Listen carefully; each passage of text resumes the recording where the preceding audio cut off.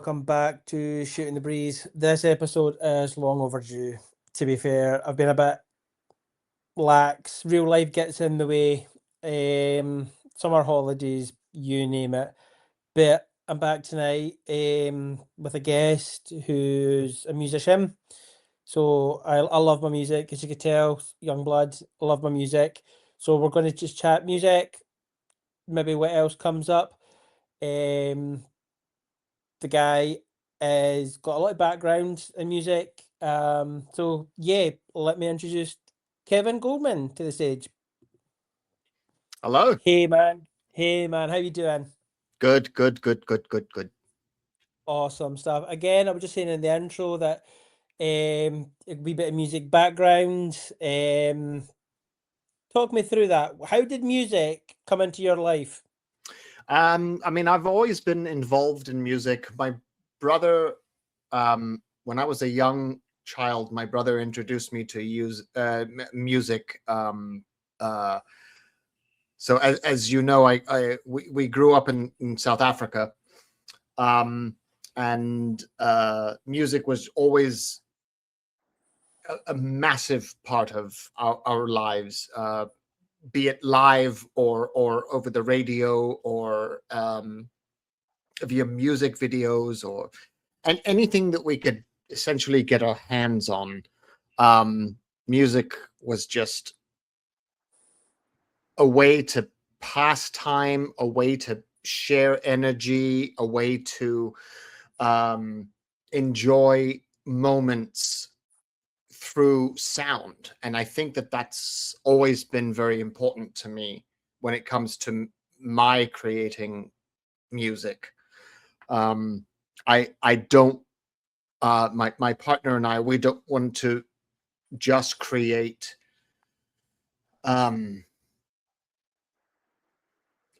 anything that's just bland or unoriginal.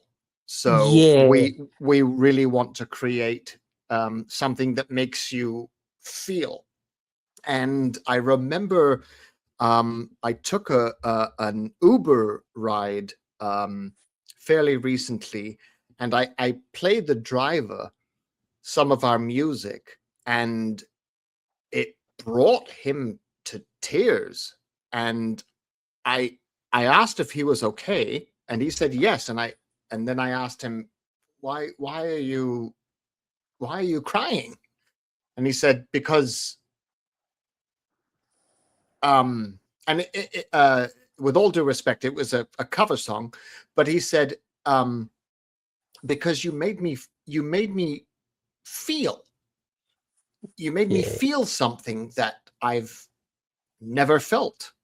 And that is, to me, that's a that's a big compliment.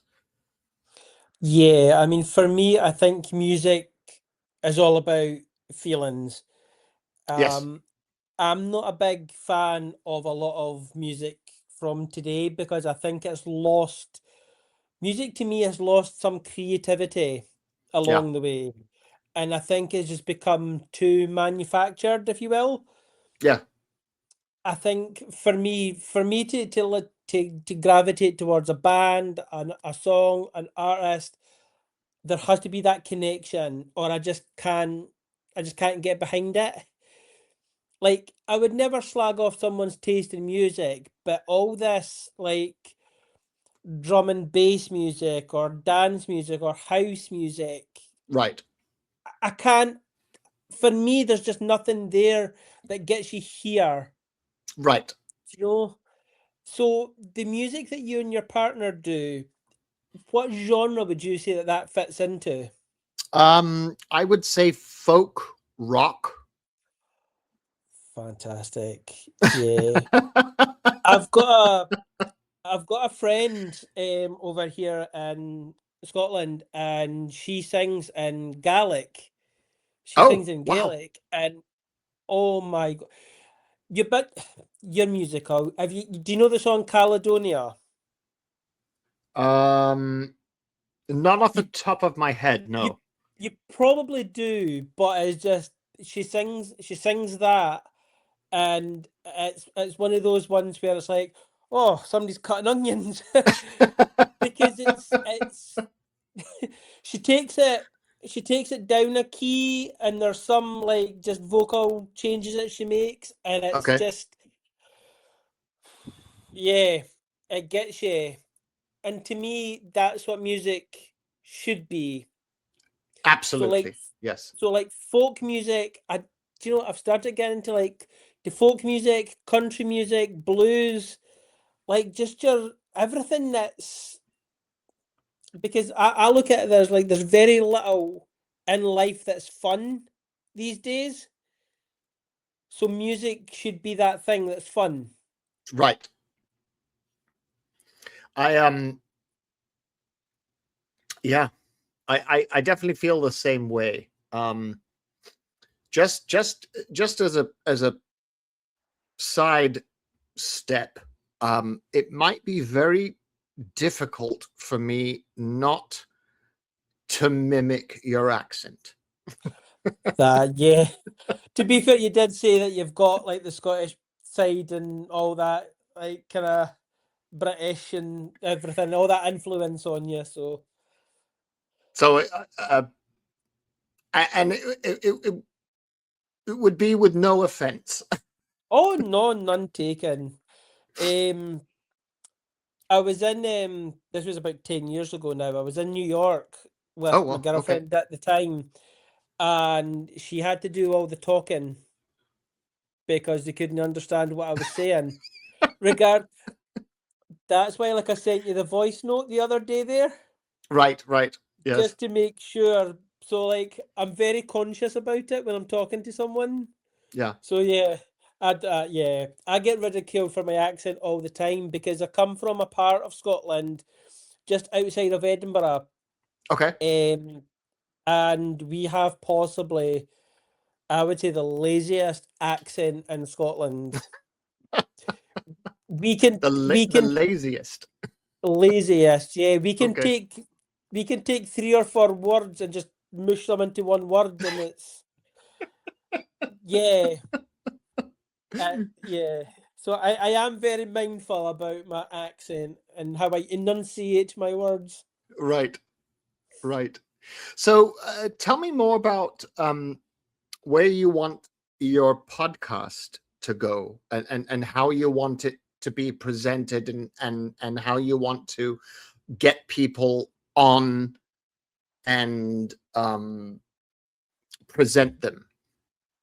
So the way that the way that I see the podcast going is, it's like the tagline I use is ordinary conversations with Yeah. extraordinary people, because everybody has a story to tell. Right. Like I can't tell you how many times I've approached people and they're like, "Oh, what I've nothing to say. I'm quite boring." But when you peel back the layers of people, like everybody's been through something. Sure. Everybody's had heartbreak. Everybody's had perks in their life. Everybody's been through something. So if a conversation that I'm having, like yourself, if somebody could be like, "Oh, I love music. I didn't know that other people felt like that." If people can get rewarded by just a simple conversation, I think that's a win. Yeah. And that's kind of like where I see like general life. Like there is not a day goes by where I don't listen to some form of music, Hmm. whether it's whether it's pop music. Like I was born in the 80s. So like, there's like a lot of bands from the 80s that were Yep. just phenomenal. Yeah. Like I'm sure we could probably agree, like bands like Duran Duran, Aha, Culture Right. Club, like all your, yeah. So I mean, for anybody to listen to music and get what they can from it, I think if it gets someone through a day, then yeah. Agreed. Yeah. So the album that we're working on is it's all cover songs, and the first one that we started was uh, started with was, ironically, as you just mentioned, was "Take on Me" by Aha, Yeah. and we have a very oh God, this is gonna turn into a pun. Um, we have a very different take on it, and all of our cover songs, which is turned into pretty much 2 volumes now. Um, they all have a different take on the original version, Yeah. um, and that's the point. And of course, we're working through our label, and our label has to get all the licensing to do um, all of these songs. Mm-hmm. So I think we're up to about well, we volume 1 is 17 songs, and volume 2 we're close to 13 or 14. Okay. So for you to get those 17 songs, how what was the process like? How did you end up on those 17? Because I'm sure you could have made it 31 or 4. You could have Right. easily have like, but how did you narrow it down? Um, it's difficult. So we've already decided that we will close it out at another final 17 for volume 2, if you will. Then we're going to work on an entire original um, album, uh, all original lyrics that we're both going to work on, and original music, and then we'll revisit the cover songs in a volume 3, I suppose, because I mean, there's so many songs that you can cover. Oh yeah. Yeah, it's Would just you endless. would you say that you would tend to lean towards covering your favorites, or would you lean towards more songs that maybe people would gravitate towards more? Brilliant question. So we went generational, and Okay. so we picked songs that have dated back to the 40s Oh, and okay. did covers of those, and then went all the way to God, what is her name? Not Billie Eilish. Yeah, Billie Eilish. Like, "What Was I Made For?" from Oh the Barbie yeah. film. We did a cover of that, and Okay. various other covers. So it's all over the spectrum. I do myself. I like variety. Yes, Like I can go from listening to, oh God, I can go from listening to like the Spice Girls to listening to the Smashing Pumpkins to Linkin Park to like you name it. And the reason that I can do that is because each of those songs I get something from, right. whether it's personally or emotionally. So I'm assuming like there is no genre like off topic to you. No, No, I like that. I like no. that because variety is it's what life is made of. So, what was your favorite song to cover and why? Oof, that's I've got two. I've got we did a cover of Demons by Imagine Dragons, and Eh. and it's stellar. And then we also did we did the we did a cover of the Cranberries, Zombie, and it has a very, very unique sound, and I'm rather proud of it because it doesn't sound like the other covers that have been done of that. Yeah. So that's another one of my favorites. And then there's a song called Orbiter, and I will have to look up the artist quickly. Orbiter. His name is Nathan something, Orbiter. Nathan Kahan. Okay. So those are probably, I would say, those are my three favorites that we've done cover songs of. I like that. The Cranberries Zombie is it's a song that I think was so ahead of its time. Yes.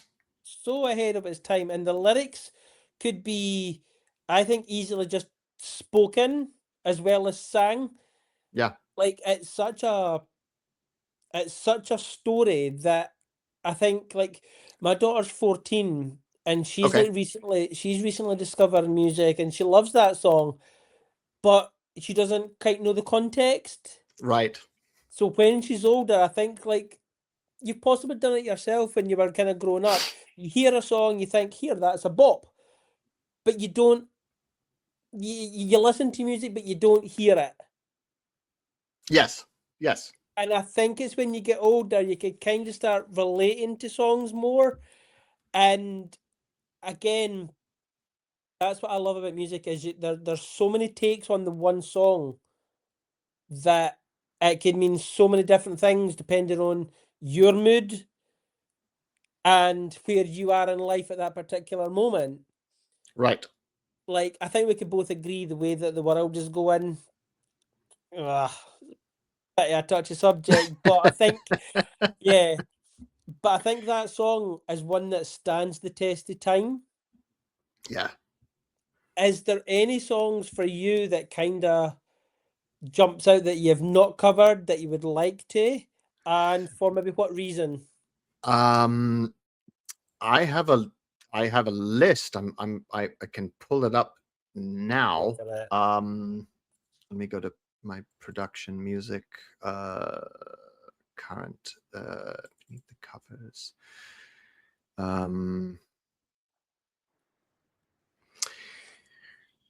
Let me find my notes.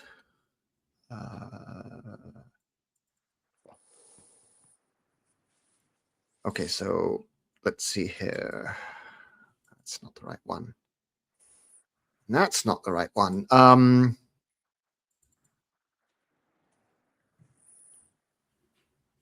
Oh, good Lord, I can't find my list. Yeah, so we want to do a cover of we want to do some version of a rap song, and I reached out to one of my friends because he had a background in doing a couple of productions in rap with a studio and a producer. And I asked him what I should do, and he recommended doing something by De La Soul. I can't remember. Oh, Yeah, okay. I can't remember the name of the song. I've got it somewhere in my notes, but I think that would be interesting if we did it. I don't. I'm not sure if you're familiar with the group Postmodern Jukebox. No. So they're like a swing jazz band. The guy who plays the piano for them, his name is Scott Bradley. So it's always Scott Bradley's Postmodern Jukebox. Okay. And they always have different singers, they always have different artists, but they typically do jazzy versions of songs. So to take a rap song and turn it into a jazzy swing version, I think would be a lot of fun. That doesn't. It sounds like a bit of a hell of an undertaking, but I think, like, you hear rap music and you think obviously like Dre, Eminem, all Right. those classics. That so if you could do something completely unique, different, it would probably give it like a whole new life again. Yes. And again, I love my dad is a stickler for cover versions. He hates cover versions. Hates cover versions with a fiery passion Okay. because, and I quote, nobody should fuck around with the original. But Well, I don't necessarily disagree, but you either I you either give it justice and do it the exact same way, or completely different. yeah, and that's the thing. Is like nothing in life is new.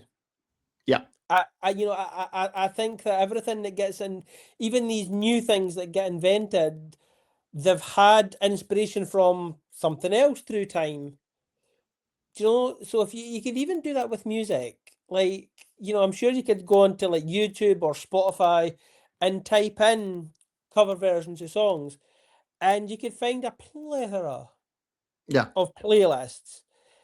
And it's not, I don't necessarily think it's a bad thing. Like you've said, if you could bring a new set of eyes on a song, like my daughter, she got introduced to music.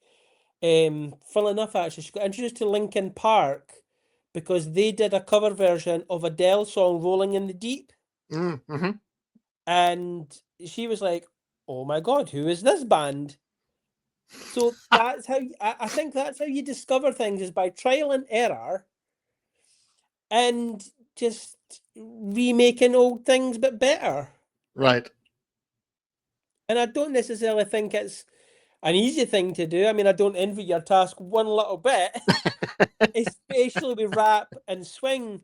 It's one of these things that you don't necessarily think maybe goes together. But I'm sure if you listen, I'm sure if you record it and you think, yeah, maybe not. Yeah. Has there ever been a track that you've done that? There's been I can't remember. We made an attempt at Eleanor Rigby, and uh, it was deplorable. It was just, Okay. we could not stand it. We revisited it eventually and were able to do it. And it's an interesting version, but there has been a few there's been a few songs that we have been refused the rights to. I think one of which was something by the Beatles. Outside of Eleanor Rigby, it was something else. I can't remember what it was. And then there are other songs that we've done that we kind of revisit because we feel like there's no closure to it. Yeah. So we haven't finalized the version. We just don't. It doesn't settle right. Yeah, and I think as an artist, you've got to be happy with what you put out. Right. So talk me through the process of saying, let's record this cover, and then going through the process of getting the rights and the permission to do it. So we generally choose a song. Uh, let's say something, for example, by Green Day, for argument's sake, and we'll approach the label and ask for them to get the licensing to do the song. And then if we get the licensing, which generally takes, I would say, sometimes it can take up to a couple of weeks, Okay. then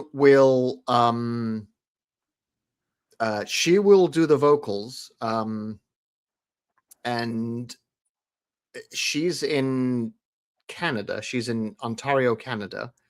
So she will do the vocals. She's got a little closet studio, and then I will do the music, and then we'll put them together, send it to the label, see if it gets approved. If they approve it, then we can publish it.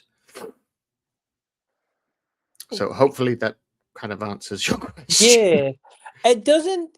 I assumed that maybe there would be a lot more to it, especially considering like intellectual property and like all the red tape that can be. I thought there would have been a lot more Yes. lawyers involved. So uh, probably there would be if we weren't working with a label. Yeah. But being able to work with a label, we have access. Well, they have the access to be able to um, sort out the red tape. Yeah.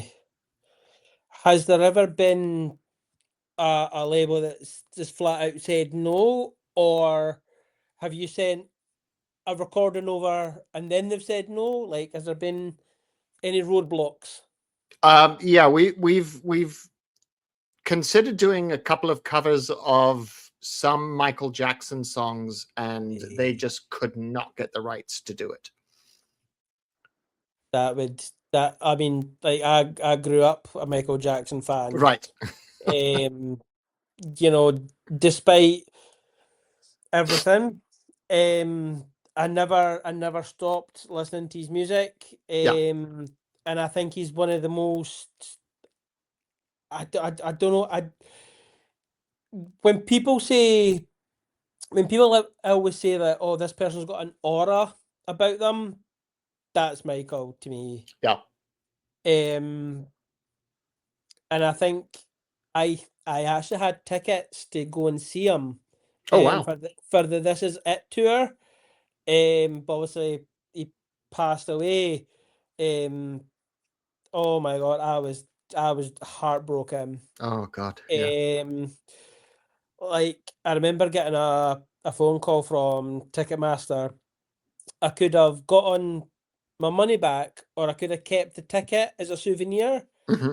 I unfortunately got my money back because at that time it was like £180 a ticket. Oh, okay. Yeah. So, back then that was like I was half my mortgage. Um, but I kind of wish now that I had kept the ticket as a souvenir. Yeah. Um, but yeah, I think there's a few people that would maybe do Michael's covers justice. Mm. Is there anybody out there that you would think, like, what is one of your favorite songs of all time? Favorite songs of all time. And who do So you I think who do you think would do a good cover version? who do I think would do a good cover version Yeah. outside of uh, Aurora Borealis? Yeah. Ooh, um, Billie Eilish. Yeah. I think Billie Eilish, or there's this new artist that I just discovered. I can't. What is her name? She was on America's Got Talent. She played. She did looping. So she had a loop pedal, and she played the drums and guitar. And I'm trying to remember her name. Do you know, It's I think I remember seeing that. I'm really bad for like sitting doom scrolling on my phone. I think I remember seeing that. See any artist that uses like loop pedals and stuff, it's a whole different ball game of recording. oh God, oh God. I'm struggling to find her. Um, Not Ed Sheeran. She's so new to the market. Yeah. Um, and no, not Reggie Watts. Not uh, God. Um, okay, loop artist, Americans Got Talent, AGT. Mia Morris. That's the one. I was trying to Google it quickly there. Um, yeah, I mean, the talent to be able to use a loop pedal and put everything into the program.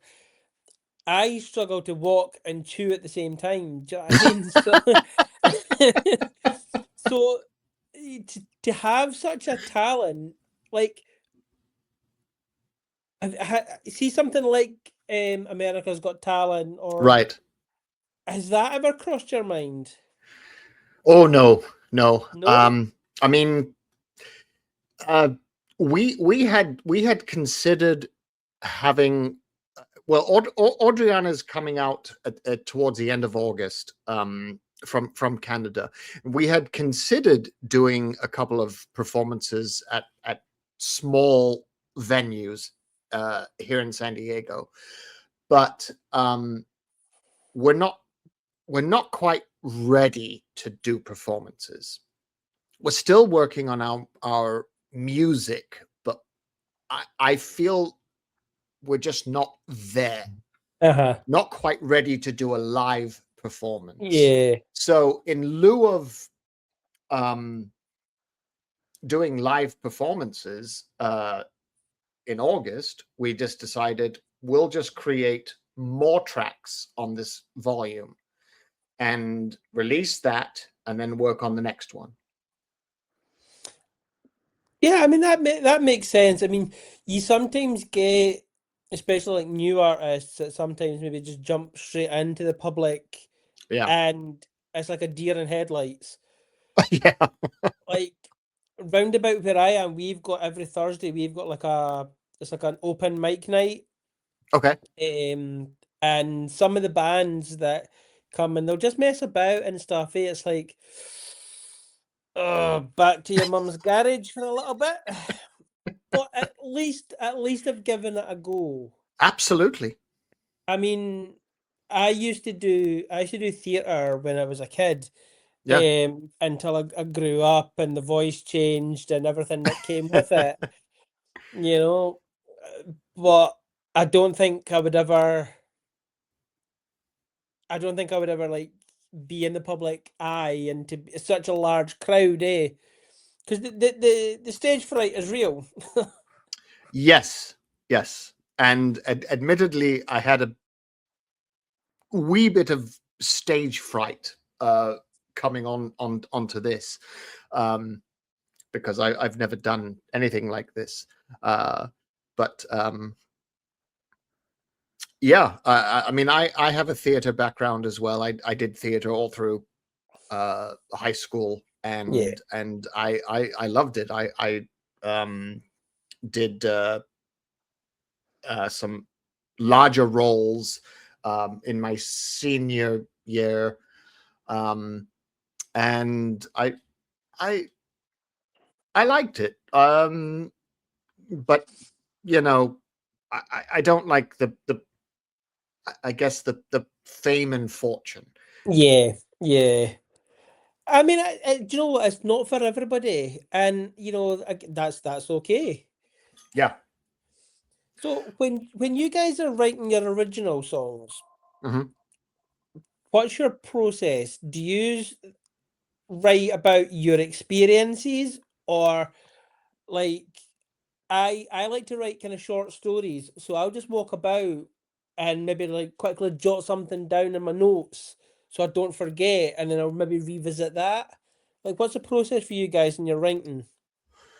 So the first album that we released, which is an EP that is on Spotify and various other platforms, of course, is called Keep Walking, which I did all of the music for, no vocals. It was about Audriana, my partner, going through a breakup.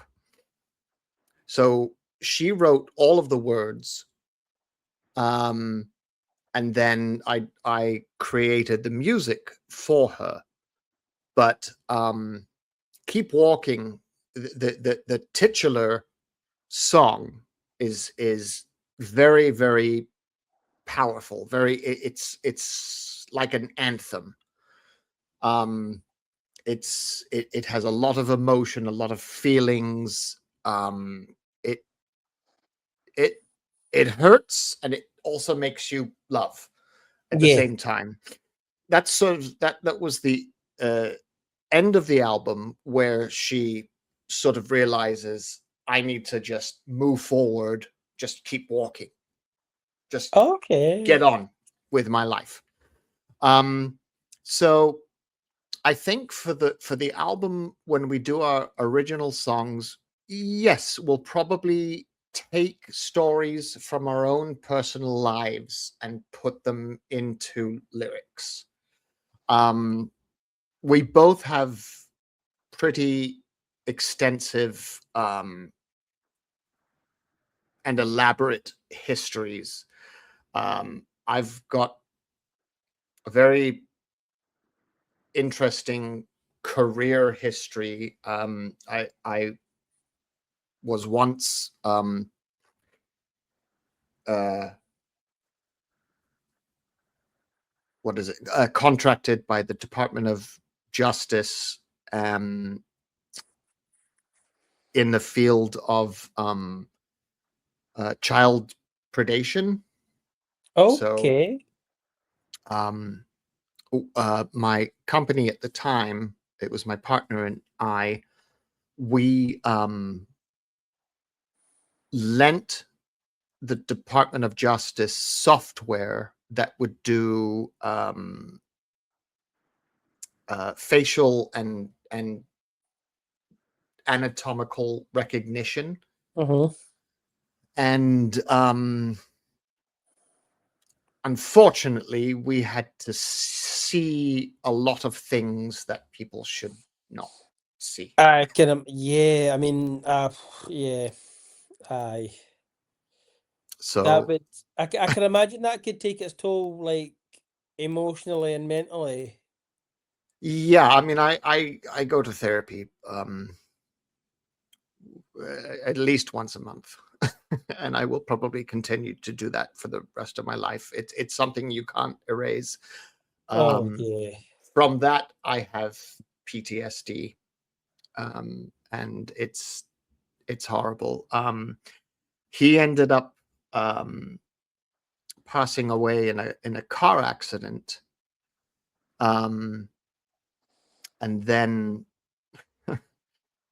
to make matters worse, because of his loss, his daughter, who I was rather close with, um, took her own life, and she was, I think she was 13, uh, maybe she was 15, 13 or 15 at the time. She took her own life because she couldn't handle the whole situation with her dad being gone. Yeah. So yeah, that took its toll on me, and I'm I'm okay now, but life As as much life as you can happens. be. Aye. Yeah. I mean, just that like tiny little snippet. Like I think, in a weird way, when you introduce music to that, you can easily just do something. You can create something so beautiful that might be the catalyst to saving someone. Right. Do you know? And again, going back to what we were saying earlier about like just music in general. I know that it's saved me a few times. Um, there's a band that I like from Oregon called We Three. Hmm. They were on Britain's Got Talent. Nope, Okay. America's Got Talent even. They were on America's Got Talent. And one of their songs is about suicide. And I've even got like some of the it's timestamps, Oh. as lyrics to their song. Um and yeah, I think music has the potential to save so many lives that I don't think that gets spoken about enough. So like, but just with what even that I said that wee snippet that you've been through, has there been any song that has been there for you in your most darkest time? Hmm. Maybe not necessarily just one song, but maybe like an artist. Um, let's see. Um, Aurora. Yeah. Running with the Wolves. Something like that. I'm not Uh, sure if you're familiar. No, I'll definitely look that up. If you, She's Icelandic. She's such a character. She's like a younger version of Björk, okay. and she's blonde. She has so much character, and she's very honest. She's very open and honest. You know, in interviews, people have asked her, you know, what makes you happy, and she says things like, "Well, I like to eat food, and I like to sing songs, and I like to masturbate." It's just like, So those are three things that I'm sure a lot of people can relate to. and no, she's such a spirit. Aurora, um, much like our band's name, Aurora. Uh, and then I would say "Running with the Wolves." It's a such a powerful song. And if you could find a live version of it, even better, because then you get to see her face, her emotions, and everything, and she gets so hyped up and so in the moment. It's wonderful. I see what you mean. I was just on Spotify there. Yeah. I see what you mean. She does. She really looks like Bjork, Yeah. but like even with just like a wee picture like that, you can clearly tell that she doesn't really take herself seriously. And I love that in an artist because you do get them that are all like, I have to be prim and proper. You have to be like media Yes. trained, and Yes. you have to. I think you have to become somebody that's not yourself, Right. and I think that's what people are missing is authenticity. Yes. Yes. Whether that's music wise or personality wise, and like I'm a massive Taylor Swift fan. You can hate me if you want. No, um, no, no. I There are some numbers by Taylor Swift that I will admit that are really good. I will go on record and say that I possibly think she's one of the best lyricists of the last maybe 15 years or so. Yes. Her Agreed. storytelling is sublime. Agreed. But seeing like how she carries herself in interviews and things like that, like I was watching a documentary and she'll go up to members of staff and she'll shake their hand and she'll be like, "Hi, I'm Taylor." Like, bitch, everybody in the world knows who you are. But she still carries herself with such decorum. Yeah. She still carries herself with such decorum, and Yeah. it's nice to see the authenticity in people. How easy is it, do you think, to transfer personality into music? Um, it's not easy. I mean, sometimes it takes a toll on me. I mean, I've had times where we've done a song and I've had a complete emotional breakdown. Um, uh, it, more often than not, it's just the way that Audriana sings a song, and it's uncanny. Um, it it just tears me apart sometimes. And yeah, there's been times where I've had to take a complete day off and just not do anything, and just you know uh, uh, binge eat or something, anything Yes. that comfort food or whatever. Um, but yeah, there's definitely times where some of our music has affected me, and it's it's just not something that you can return from.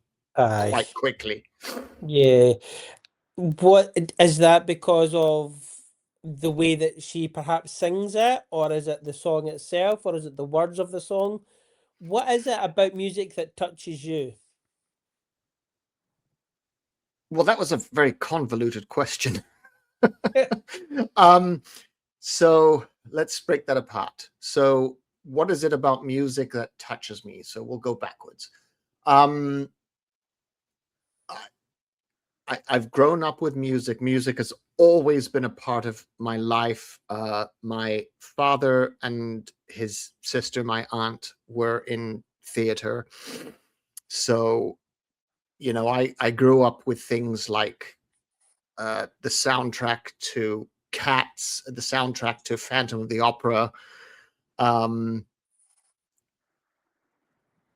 Les Miserables, um, and that always inspired me to want to know more about sounds and the physicalities about sounds. And then my brother was a huge inspiration. He turned me on to The Cure and Duran Duran and Yeah. all of other bands. And then I just realized that music is what makes people feel. Music is how you discover yourself, you discover other people.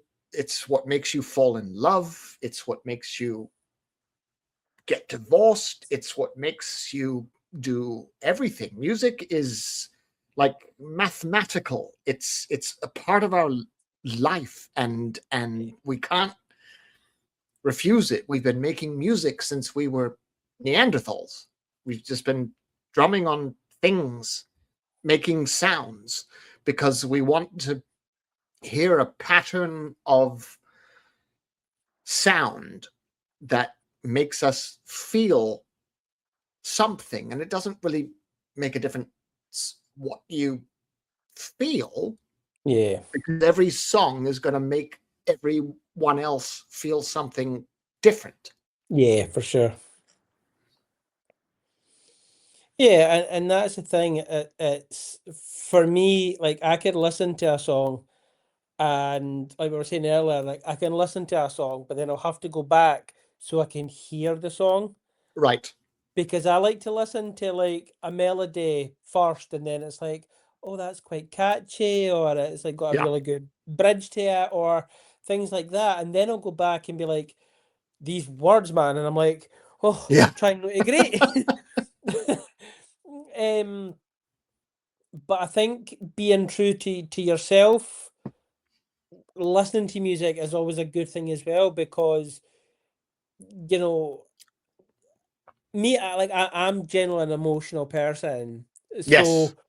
so like if a song could draw emotion out of me, I'm pretty much certainly sure I'm not alone. There's What? probably other people that gets emotional at music, and like you were saying, it's like there's music for birthdays, for anniversaries, for weddings. I think if everybody was to sit and put together like 30 songs, they can come up with their own like soundtrack to their life. Do you know? Whew. To come up with the soundtrack of my life. I mean, Yeah. we're talking hundreds of songs. Yeah. And I mean, but like yourself, I'm quite generational. Um my dad I took some music influence off my dad. Like my dad's a massive Elvis Presley fan. Okay. My dad's a massive Elvis Presley fan. So like Elvis Presley guys like Gene Pitney, Roy Orbison, Okay. all your old school kind of classics. Like um, when I was in high school, for I did my music higher. I sang Roy Orbison's "I Drove All Night." Wow. Yeah. I don't think I'd be able to do it now, but back then I was able to hit some of the notes and stuff. But like you were saying about your brother and things like that, you kind of go back and music helps you remember your childhood. Mhm. And like I was born in 1982, so like I had like the best 80s music Mhm. growing up. Like I'll die on this hill that 80s was the best for music. What's Yeah. your take on that? Oh no, absolutely. Yeah. 80s was unstoppable. Yeah. We got some of the best things out of the 80s, and then 90s, come see, come sir. But absolutely 80s. Yeah, for I mean, like when you got into the early 90s, there was a lot of bands like I don't know what the shift was in music, but I don't I would I'd pretty much say that I think artists just stopped trying. Yes. Like that may just be me, but I think they got lazy when electronic music came around. Yeah, I was about to say they became a bit shabby. Yeah. Yeah. And I A bit think shabby and not really trying to make something original yeah. or um yeah, they just stopped trying. And it's a shame. It is. Because like um like one of my kind of favorite artists of the 80s and maybe early 90s was Prince. Okay. Um and he was one of the first artists that I ever knew that had like an alter ego. Like Hmm. obviously Camille when he hits the falsetto, Right. and I always thought that that was just like something completely different, and I always found that Prince was one of the maybe underrated artists Yeah. to a degree, Yeah. but then obviously Purple Rain just Oh yeah. yeah. Do you know what I mean? Is there any artist out there that you would say is perhaps overrated? And what artist would you say is underrated?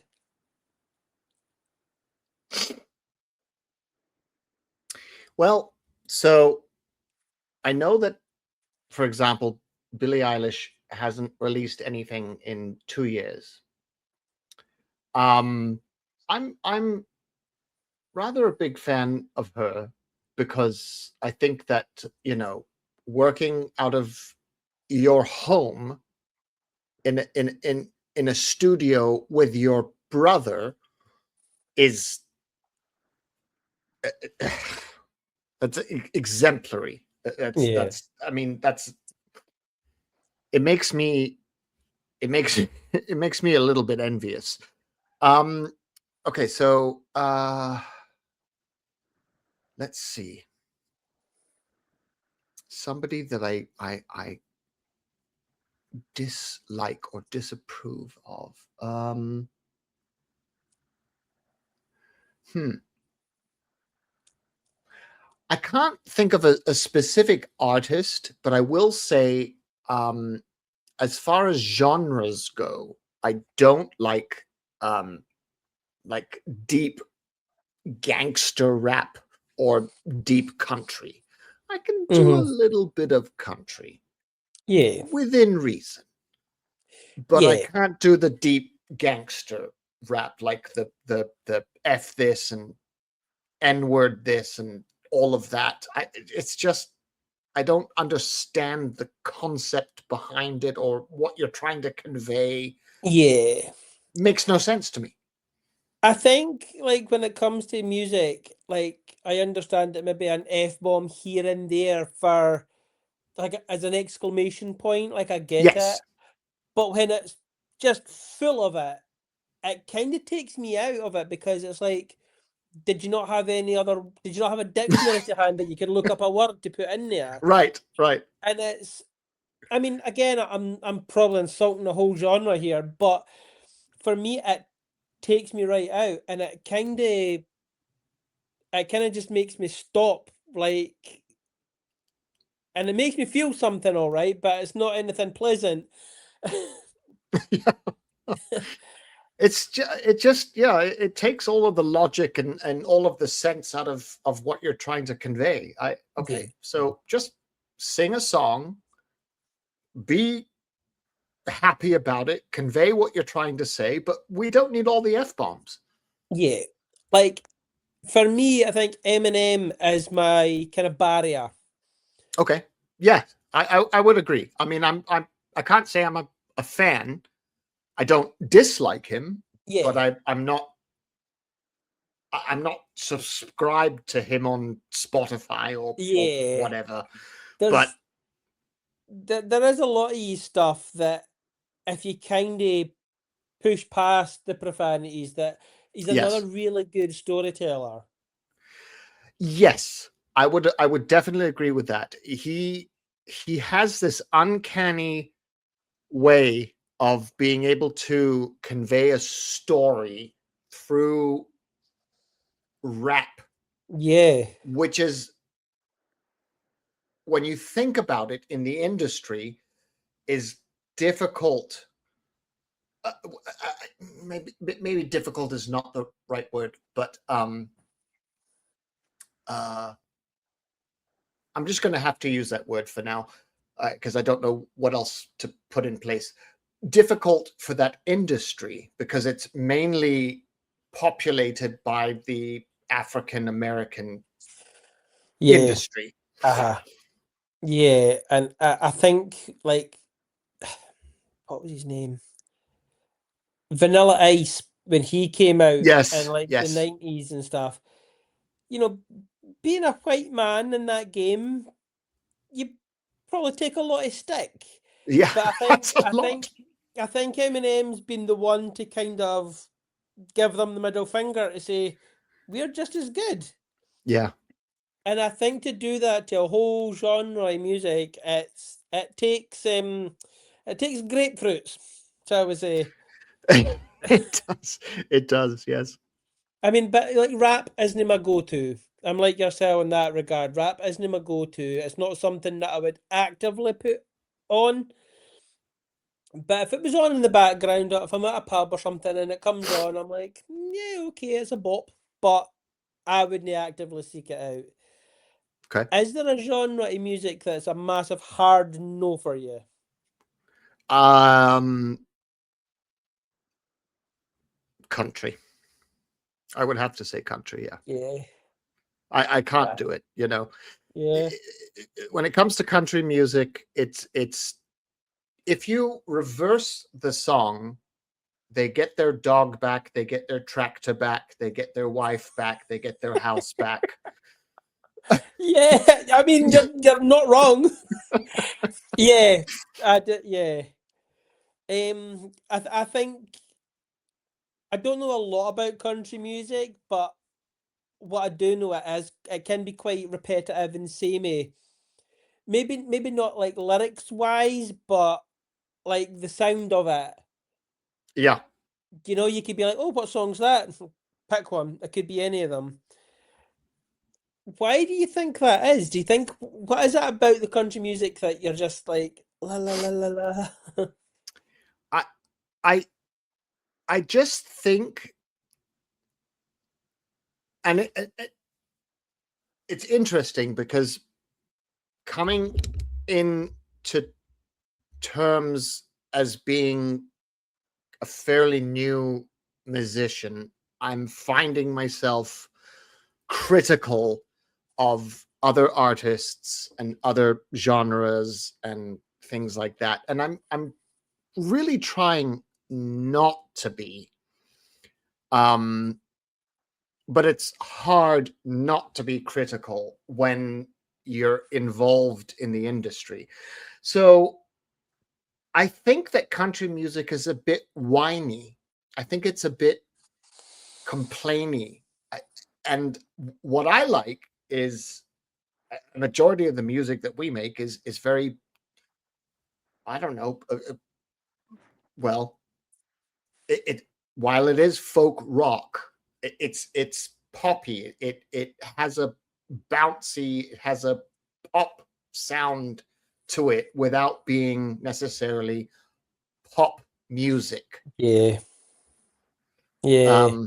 So that's why I can't do country, because I find it too ka-jing, ka-jing, ka-jing, ka-jing, ka-jing, ka-jing. I can't, yeah. Aye. So in terms of in terms of music, I knew I wanted to ask you something. Were you familiar with the lawsuit with Ed Sheeran? Vaguely. What's Vaguely. I your know that thought? he's part of a lawsuit, but go on. But what was your thoughts on that in terms of obviously like he disproved it in court about the same four chords can be used in any song. What's your thoughts on people copying music? Even though, like me personally, I feel that it can't be copied, but you know, you always get the ones that's like, oh, I did that first, and I think there's enough room in music for everybody. What's your thoughts? I think the same. I think the same rules, if you will, apply to stand-up comedy, if you will. Everyone does a copy of everyone else's performance, Yeah, and it's how you take credit for it that matters. I think if you do a cover song, or if you cover a song by another artist, I think if you give them the credit, I'm doing a cover song by Ed Sheeran. Ed Sheeran wrote the lyrics or didn't write the lyrics. Somebody else wrote the lyrics, whatever. Give credit where credit is due. And then just move forward. yeah, But I think that credit, as said, credit is due where credit is due. yeah, yeah, and I think as well, just like a wee footnote on the album or whatever. It might be enough. It might not please everybody, Right. but I don't think in music. I don't think you're ever going to please everybody. No. When you guys are doing covers or even your own music, is that ever something that you think about? Like, you know, because we live in a world where everybody is quite quick to take into social media. Yes. Does that ever Um, play on your mind? uh, yes, it does.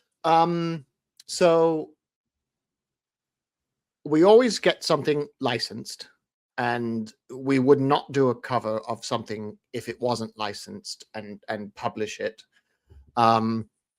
We do have a YouTube channel where we have, I think, 6 of our cover songs um, uh, published on there, including one that it was dedicated to Glenn Hansard, who unfortunately passed away recently. I don't know if you're familiar with Glenn Hansard from. No. Um, he was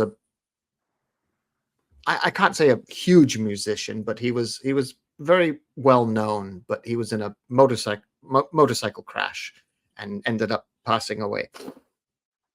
And so we did a cover of one of their songs, one of his songs, and I'm sorry, what was the question?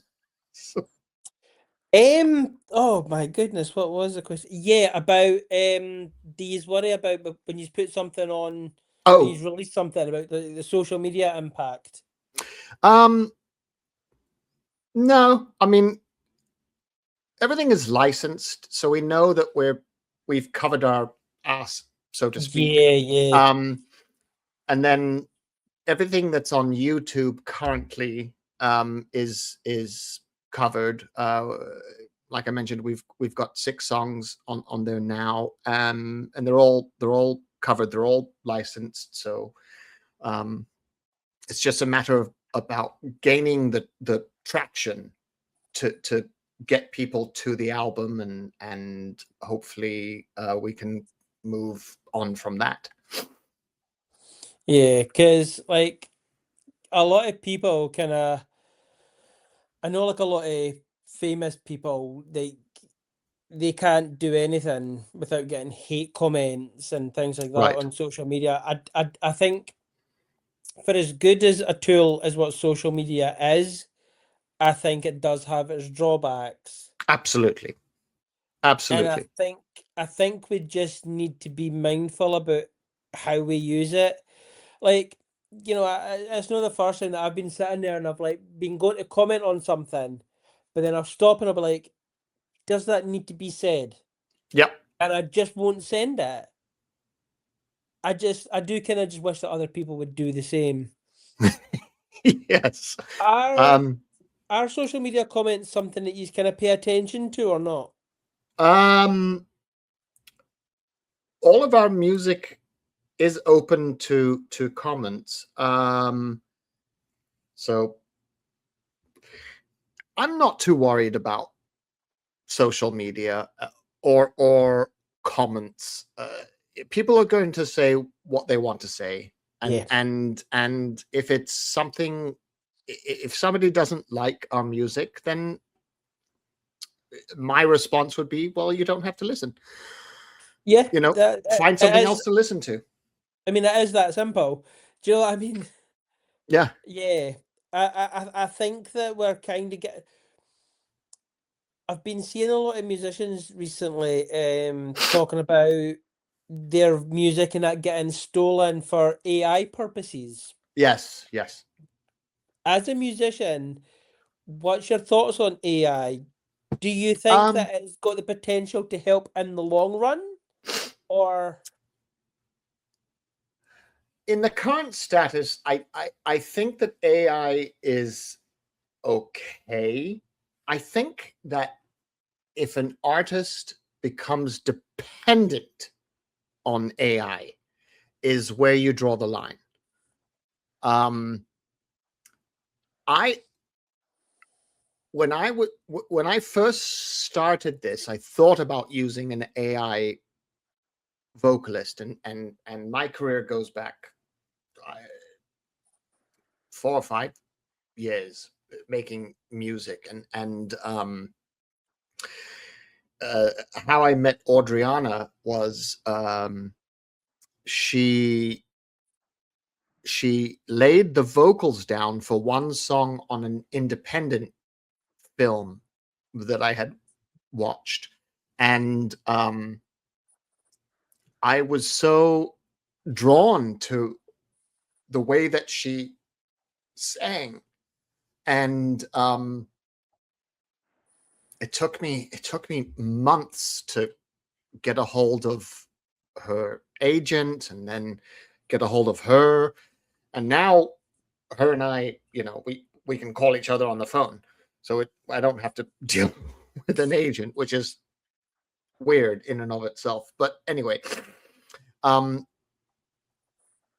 being able to work with her independently, I think is amazing, because she we can have conversations about vocals, we can have conversations about lyrics, we can do a song and then record the music and then compile it together and then send it off to the label, if we like it, and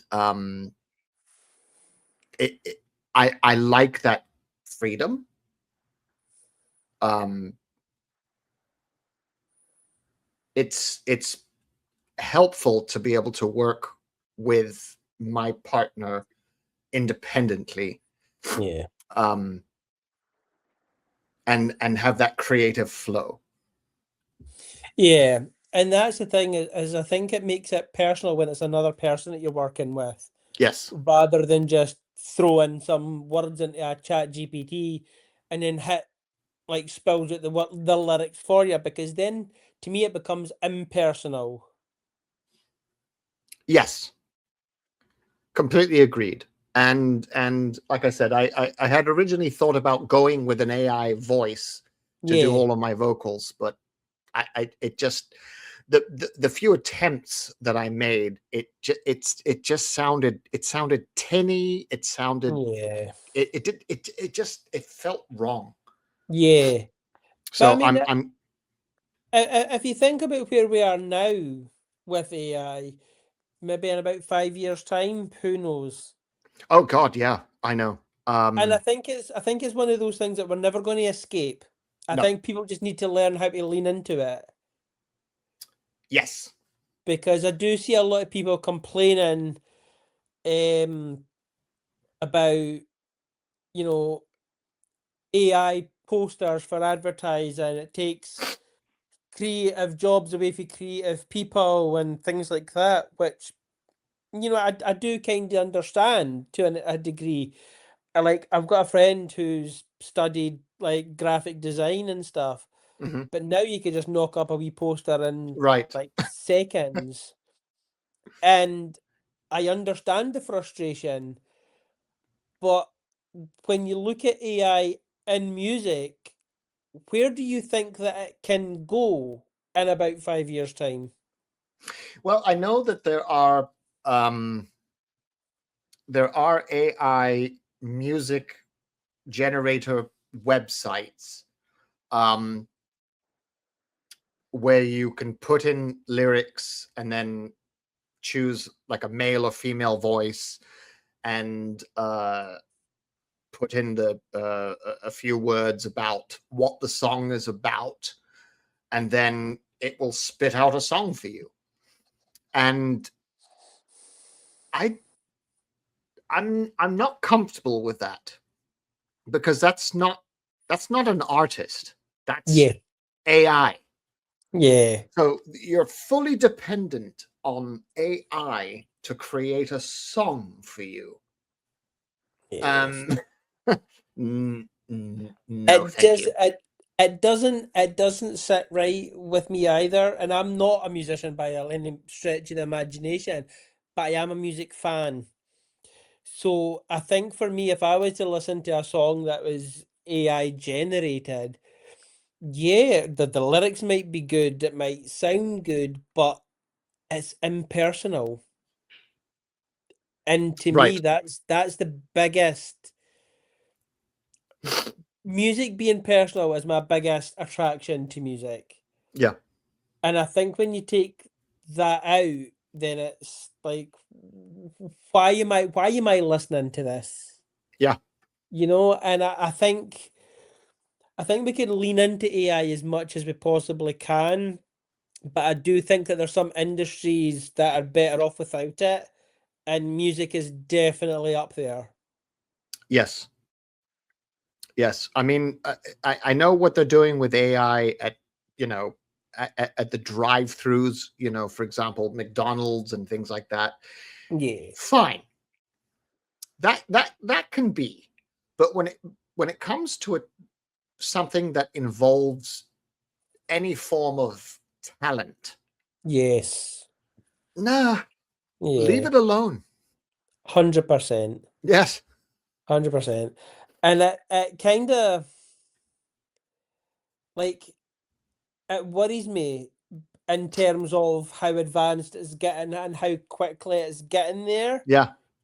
Um, I'm just worried that it's going to take originality away from things.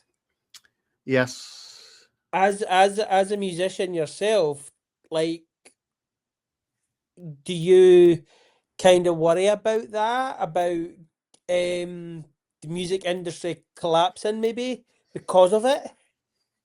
That's a good question. I've not really thought about it at great lengths. But yeah, there's a concern that makes me feel that at some point AI is just going to start creating music Yeah, and subsidizing, uh,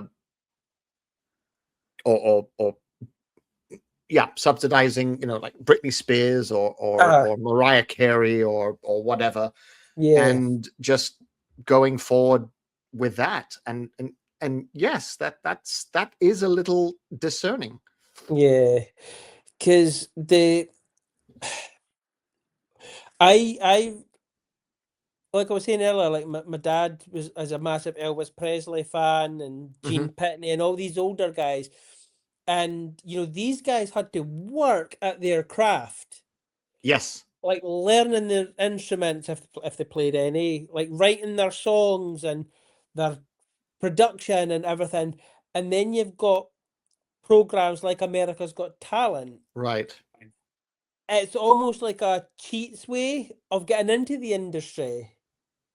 And Yeah. now we're kind of here again, but with AI, it's almost a cheats way. Like, do Hmm. you do you see any comparison to that? I do, absolutely.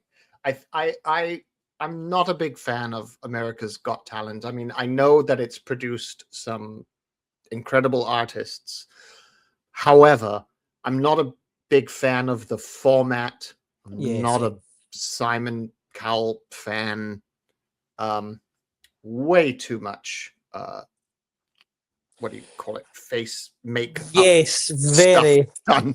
But Yeah.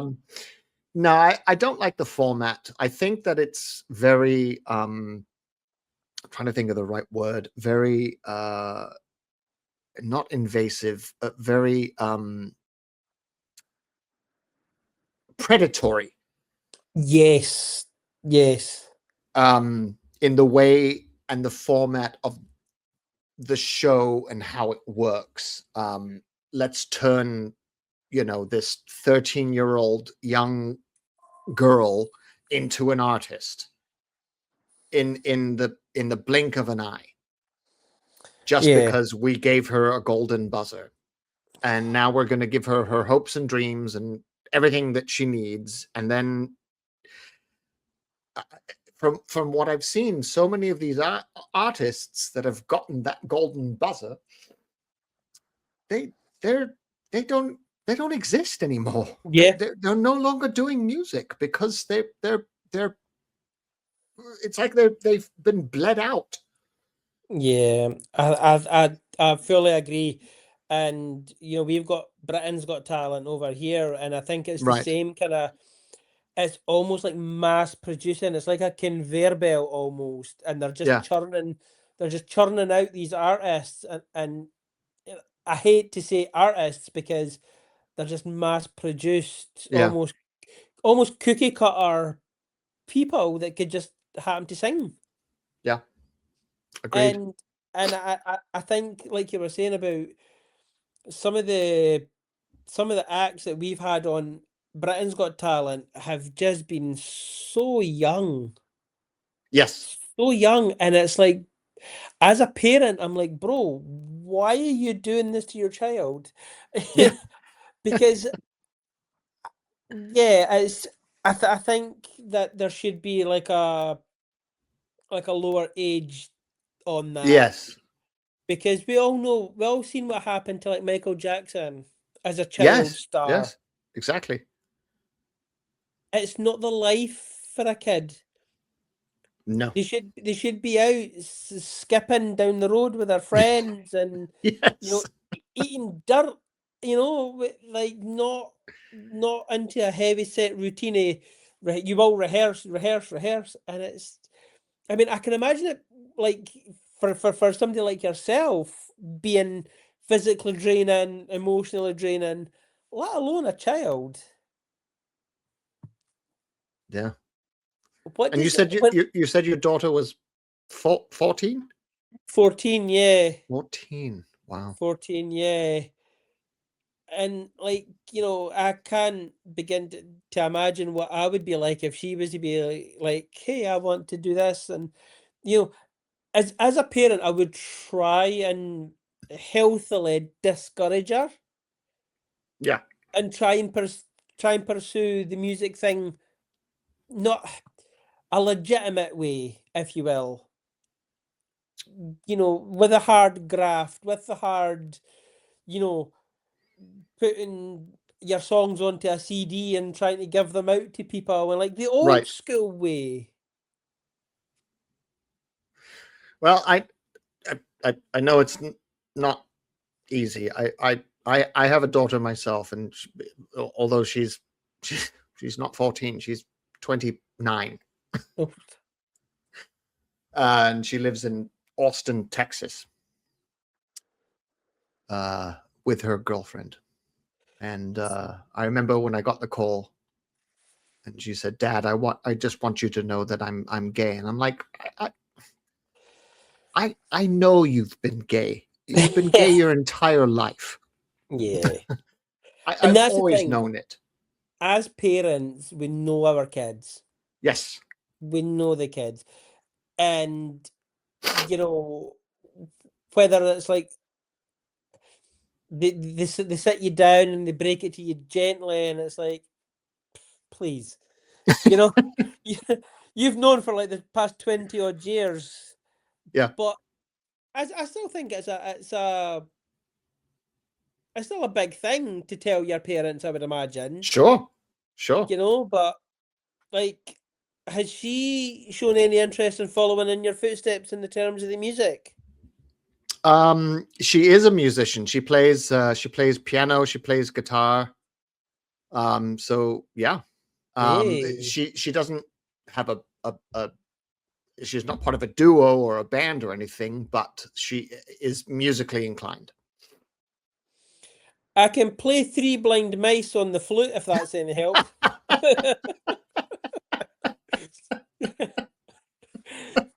Like it's funny because like in the UK when you're in primary school, you get handed like a recorder when you're in primary 7. Right.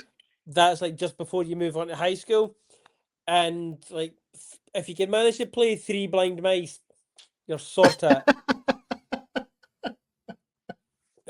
I mean, I wouldn't say I could do the best rendition, but you know, bro tries. Right. Right.